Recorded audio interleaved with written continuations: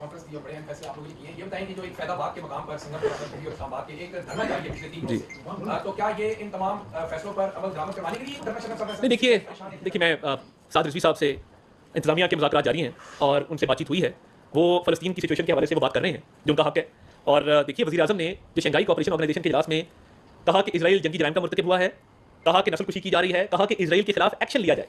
ये तमाम बातें मैं चाहता हूँ कि साद रिजवी साहब भी सुने और मेरा ख्याल है कि इंशाअल्लाह ताला हम जब उनको ये यकीन दहानी करवाएंगे कि हुकूमत इसमें बहुत आगे जा रही है, अपना भरपूर किरदार अदा कर रही है और आलमी फोरम के ऊपर इस पर बातचीत कर रही है, तो मेरा ख्याल है बात समझ जाएंगे। तो वो एक फ़लस्तीन वाली सिचुएशन के हवाले से तो हम उनसे बातचीत की जारी रखे हुए हैं। जवेद हुसैन साहब 92 से उसके बाद से अब तक हुकूमत ने आपके मुतालबात पर आपसे बात करने की कोशिश की है? हाँ, हुकूमत के मुख्तलिफ लोगों से हमारे मुख्तलिफ लोगों तक राब्ते हुए हैं, लेकिन किसी ने कोई संजीदा बात या कोई संजीदा इस तरह का मामला हमारे तक पैगाम नहीं पहुंचा।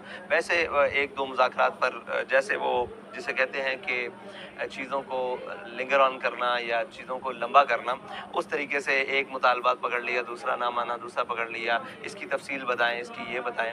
तो अफसोस तो ये हुआ कि हमारे कुछ साथी आज सुबह के बता रहे थे कि हमने जब उन्हें कहा है कि आपने जो हमसे कहा है कि हमने गज़ा में तिब्बी इमदाद भेजी है, फ़लस्तीन में तिब्बी इमदाद भेजी, उसकी डिटेल आपके पास कोई मौजूद है? तो वो तमाम ऑफिशल्स के पास कोई डिटेल मौजूद नहीं, बकौल उनके कि हमने भेजी है, लेकिन कोई डिटेल मौजूद नहीं। सिर्फ वो एक्स पर या किसी सोशल मीडिया प्लेटफॉर्म पर एक वो हमें लिखा पड़ा कोई ट्वीट दिखाते हैं या इस तरह की कोई चीज़ें दिखाते हैं। मिस्र के ज़रिए कुछ यहाँ से इमदाद तो भेजी गई है वहाँ से? जी।